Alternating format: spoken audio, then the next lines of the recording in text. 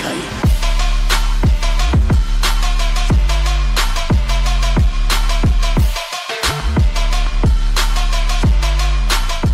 Dahil sa pagdating ng hindi nila inaasahang bisita ay dali-dali ng mga nagbabantay sa pasukan na ipinalabas ang palasyo para magbigay paalam sa loob ng teritoryo ng angka ng Tang. Hindi nagtagal ay mapapansin natin ang pagtakbo ng ating bida na si Soryong habang kasama si Hwayon para gawang salubungin at tingnan kung sino ang nasa labas. Habang sila ay nagpapatuloy sa pagtakbo ay natanong naman ni Soryong sa batang babae kung maayos lang ba na sila ay lumabas ng saglit, na agad naman pinasang-ayunan ni Hwayon dahil ang mga nakakatanda ay may pinag-uusapang importanteng bagay. Dagdag pa nito nang may tuwa sa kanyang mukha na ang ating bida ay kinakailangan magkaroon ng konting tiwala sa kanyang sarili dahil siya ay isang manugang ng angka ng Tang. Na kanya na lamang pinagpapawisang sinagot na ito ay kanyang nauunawaan. Makalipas ng ilang sandali habang mapapansin natin ang matinding takot sa mukha ng isang nagbabantay na gwardya sa pasukan ng angka ng Tang ay makikita natin ang pagbukas ni Soryong ng pintuan habang iniisip na hindi nito kinakailangang matakot dahil ang kanilang mga bisita ay marahil galing lamang sa ibang angkan. Nang bigla na lang siyang namuti sa tindi ng takot dahil sa kanyang nakikita, ito ay dahil ang unang bumungad sa kanyang harapan ay mga kalalakihan na mayroong madaming peklat sa kanilang mga malalaking pangangatawan na kasama ang kanilang leader na si Peng Muhuan. Naagaw naman ang atensyon nitong si Muhuan dahil sa pamilyar na mukha na kanyang nakikita, ito ay si Hwayon na agad na nagbigay pagrespeto at pagbati sa pinuno ng angka ng Peng galing sa probinsya ng Hebei. Dahil sa pagsundo nito ay may malaking tuwa namang isinaad ng pinuno ng angka ng Peng na noong huli silang nagkita ay sobrang liit lang nito at siya ngayon ay lumaki na sa puntong hindi niya ito kaagad nakilala, na may tuwa lang din na sinagot ni Hwayon na matagal silang hindi nagkita dahil yun ay nangyari 5 taon na ang nakakaraan. Napansin naman nito ang batang lalaki na katabi ni Hwayon kaya habang makikita natin si Soryong na pinagpapawisan ng husto dahil sa kanyang nararamdamang takot ay natanong niya kung sino itong bata. Dali-dali namang nagbigay ng pagrespeto ang ating bida sa pinuno ng angka ng Peng at nagpakilala bilang si Wei Soryong na siyang manugang na lalaki ng angka ng Tang. Nagtaka at napaisip naman si Muhuan sa kanyang sinabi, kung saan pagkatapos nito ay lumapit siya sa ating bida at hinawakan ito sa kanyang pisngi habang nagtatanong kung ang ibig ba nitong sabihin na siya ay ang mapapangasawa ng batang babae, na agad namang pinasang-ayunan ni Hwayon. Hindi naman makapaniwala itong pinuno ng angka ng Peng at pinagmasdan ng mabuti si Soryong, na siyang ikinatakot naman ito kaya napalihis siya ng kanyang mata habang patuloy na pinagpapawisan ng husto. Bigla naman na muling napaisip itong si Muhuan kung ano kaya ang rason kung bakit siya pinili ng angka ng Tang, kaya makalipas ng ilang saglit ay labis namang nagulat si Soryong at si Hwayon dahil bigla na lang nitong hinawakan ang Junjun ng ating bida. At dahil sa kanyang naramdaman habang patuloy na namumula si Soryong dahil sa kanyang ginawa, isinaad niya na naisip niya kung masyado pa siyang bata ngunit napapansin niya sa ibaba na siya ay isa ng tunay na lalaki.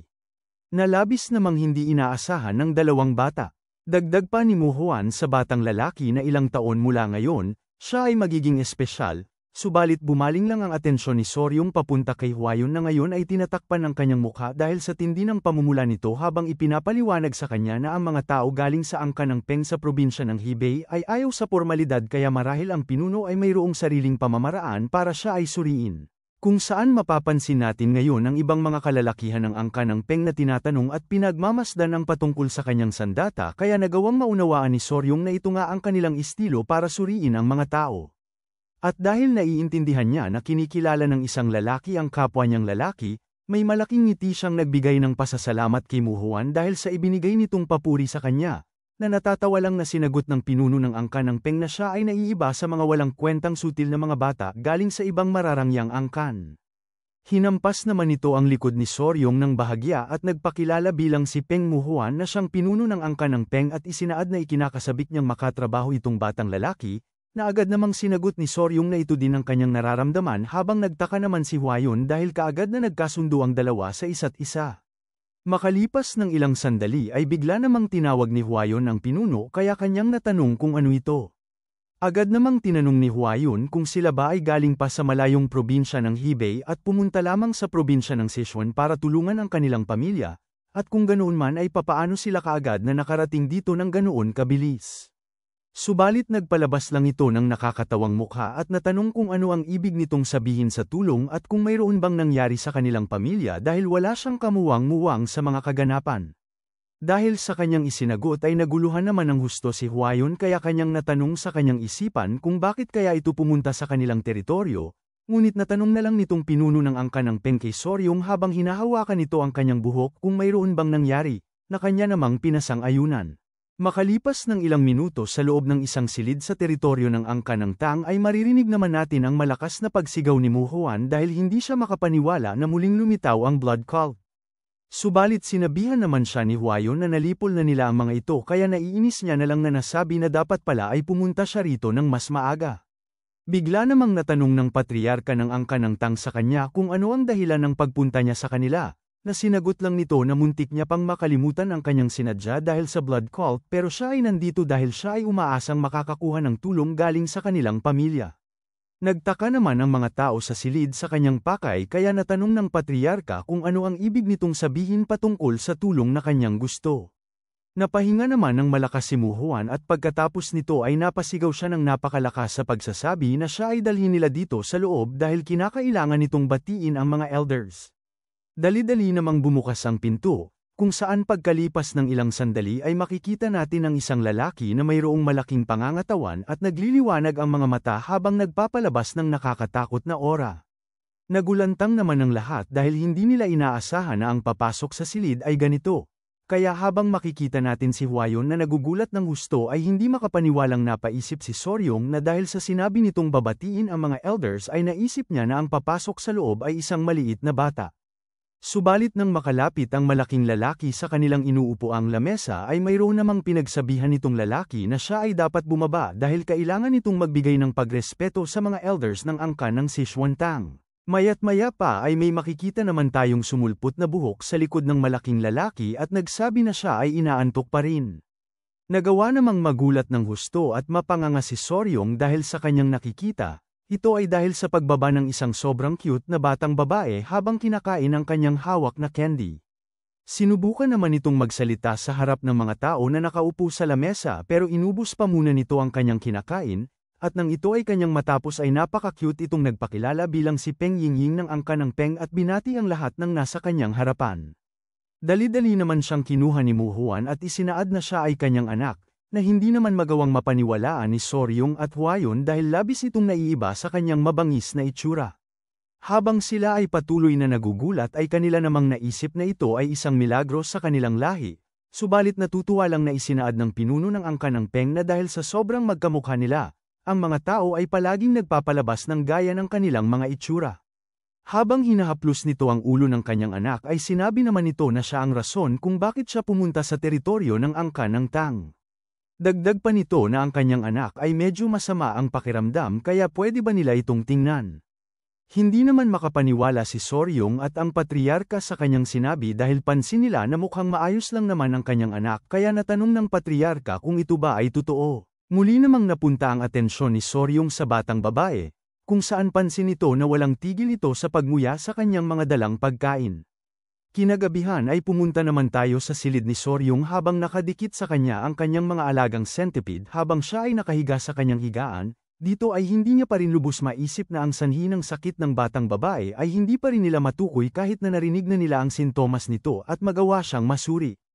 Kanya namang nagawang maalala ang ginawang eksplenasyon sa kanila ng pinuno ng angkan ng Peng, kung saan ipinaliwanag nito na paminsan-minsan ang kanyang anak ay nagkakaroon ng problema sa paghinga at mayroong malalaking pulang marka ang lumilitaw sa kanyang katawan, at dagdag pa dito sa malalang kaso ay nawawala nito ng malay ngunit pagkaraan ng ilang minuto ay nagagawa niya namang magising subalit hindi pa rin nila matukoy ang sanhi nito.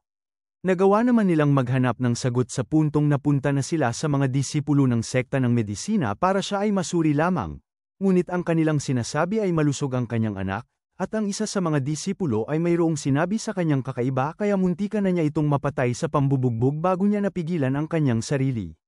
Nagtaka naman ang patriarka at natanong kung ano ang sinabi nitong kakaiba. Ipinaliwanag ni Mu Huan na pinagsuspetsahan ng disipulo na sinasadya ang kanyang anak na lasunin, subalit kanyang pinaniniwalaan na walang tao ang ganoon sa angkan ng Peng. Dahil sa kanyang sinabi ay nagawa namang mabahala ni Soryong at ni Huayon dahil hindi nila lubos na maisip na mayroong lalason sa isang paslit. Isinaad naman ng patriarka na kung ito ay tunay ngang lason, ang problema ng kanyang anak ay nasa loob ng kanyang katawan, Subalit hindi ito tinatanggap ng pinuno ng Peng kaya kanyang tinitiyak na nakakasigurado siya na ang mga tao sa angka ng Peng ay hindi gagawa ng ganitong klaseng bagay. Napahawak naman siya sa kanyang ulo at sinabi na huwag na nila itong pag-usapan dahil ayaw niyang paghinalaan ang kanyang mga tao, na pinasang-ayunan naman ni Jaegal dahil hindi pa ito tiyak kaya huwag kaagad silang humusga dahil ang pagkalason ay hindi laging nangyayari dahil ito ay sinasadya. Habang patuloy na pinagmamasdan ng patriarka ang maliit na bata na kumakain sa upuan, sinabi nito kay Muhuan na sila ay kanyang bibigyan ngayon ng matutuluyang tirahan para sa kanilang mga panauhin kaya sila ay manatili muna doon para obserbahan ang kondisyon ng kanyang anak at ang pagtukoy kung ito man ay paglason o di kaya ay isang kakaibang sakit ay dapat ang kanilang maging prioridad. Natuwa naman si Muhuan sa kanyang narinig kaya nagpasalamat siya sa patriarka ng Tang at isinaad na pansamantala silang manggugulo sa kanila. Bumalik naman tayo sa kasalukuyan habang patuloy na nakahiga si Soryong kung saan pansin nito na mas dumarami ang asukal sa katawan ng batang babae kaya kahit saan niya man ito tingnan, ito ay sanhi ng maagang diabetes. Gayunpaman, napaupo siya sa kanyang higaan at napaisip dahil ang diabetes ay hindi nagsasanhi ng mga pulang marka at napaisip rin na kung sana ay mayroong halatang sintomas para ito ay madali nilang matukoy. Nang bigla na lang mayroong kumatok sa labas ng kanyang silid. Naagaw naman ang kanyang atensyon dahil isinaad ng kumakatok na ito ay seryosong bagay kaya dali-dali siyang lumapit sa pinto. Pagkatapos nitong mabuksan ang pinto ay pansin naman ito ang isang babaeng tagapagsilbi ng angka ng Tang kaya kanyang natanong sa kanya kung ano ang problema. Kaya ipinaliwanag sa kanya ng babae na ito ay dahil ang batang babae ng angka ng Peng ay biglang nawala ng malay. Labis naman itong ikinabigla ni Soryong kaya kaagad siyang pumunta sa kanyang kinaroroonan. Makalipas ng ilang minuto sa loob ng angka ng Tang ay makikita natin ang nagmamadaling pagdating ni Soryong sa kinaroroonan ng batang babae kaya kanyang agad na natanong kung ano ang nangyari. Ipinaliwanag naman ni Huayon na si Yingying ay umuupo lang sa pavilion habang umuubo ng bigla na lang nahimatay. Dahil pansin ng patriarka na nagawa rin ng batang babae na mawala ng malay sa loob ng kanilang teritoryo, ligtas niyang masasabi na walang espiya sa angka ng Peng. Napunta naman ang atensyon nito papunta sa pinuno ng angka ng Peng dahil bigla na lang nitong iniangat ang kanyang kamao at naiinis na sinabi na kung ganoon ba. Kasunod nito ay ang pagkabigla ng lahat dahil wala nitong pag-aalinlangan na sinuntok ang kanyang sarili ng napakalakas, kung saan dahil sa tindi nito ay makikita natin ang pagtalsik ng kanyang dugo at isang ngipin sa lupa. Gayunpaman ay mapapansin natin ang tuwa sa kanyang mukha habang nanghihingi ng patawad at ipinaliwanag na ito ay kanyang ginawa dahil hindi niya mapapatawad ang kanyang sarili dahil sa saglit nitong paghinala sa kanyang sariling mga tao. Dagdag pa nito na kung ang kanyang anak na si Yingying ay nagawang mawala ng malay dito ay marahil ito ay sa ibang kadahilanan. Napanganga naman si Soryong sa tindi ng pagkagulat dahil naalis ang ngipin nito habang ang isa naman sa matabang tauhan ng angka ng Peng ay napaiyak ng husto. Muli namang nagulat si Soryong kasabay ng patriarka dahil bigla na lang din pinagsusuntok ng napakalakas na mga kalalakihan ng angka ng Peng ang kanilang mga mukha habang isinasaad ng matabang lalaki na sila rin ay mayroong malaking kasalanan dahil hindi nila magawang mapigil ang pagkawala ng malay ng batang babae kahit pa na sila ay nandito. At dahil sa tindi ng kanilang ginagawa ay pinagsabihan sila ng patriarka na huminahon. Kahit na ganoon ay nagpatuloy naman ang mga ito sa puntong naalis na din ang kanilang mga ngipin kaya natanong ni Huayon kay Soryong kung ano ang kanilang gagawin, kaya napaisip naman siya at isinaad na mayroong paraan. Naagaw naman ang atensyon ng mga mandirigma ng angka ng Peng at napunta ang atensyon sa ating bida dahil bigla na lang siyang sumigaw ng napakalakas para pagsabihan ang mga ito na kumalma. At nang huminahon na ang lahat ay sinabi niya na mayroong paraan para kanilang matukoy kung ano ang sanhi ng mga sintomas ni Yingying at patunayan na wala ni isa sa kanila ang may kasalanan nito, kaya agad naman tinanong ni Muhuan kung ano ang pamamaraang ito. Nang bigla na lang nagulat ang lahat dahil sa biglang paglapit at pagluhod ni Soryong sa harap ni Muhuan sabay titig sa kanya. Kasabay nito ay ang kanyang pagpapalabas ng seryosong mukha at pagsabi sa kanya na ang una nilang kinakailangang gawin ay alisin ang damit ng kanyang anak. Nalabis namang ikinagulat ng patriarka at ni Huayon kaya natigilan sila sa kanilang kinaroroonan dahil hindi nila inaasahan na ito ay kanyang masasabi sa harap mismo ng pinuno ng angka ng Peng. Habang si Muhuan naman ay napuno ng galit kung saan habang nagliliwanag ang mga mata nito sa pagkainis ay kanya na lamang natanong kung ano ang ibig nitong sabihin.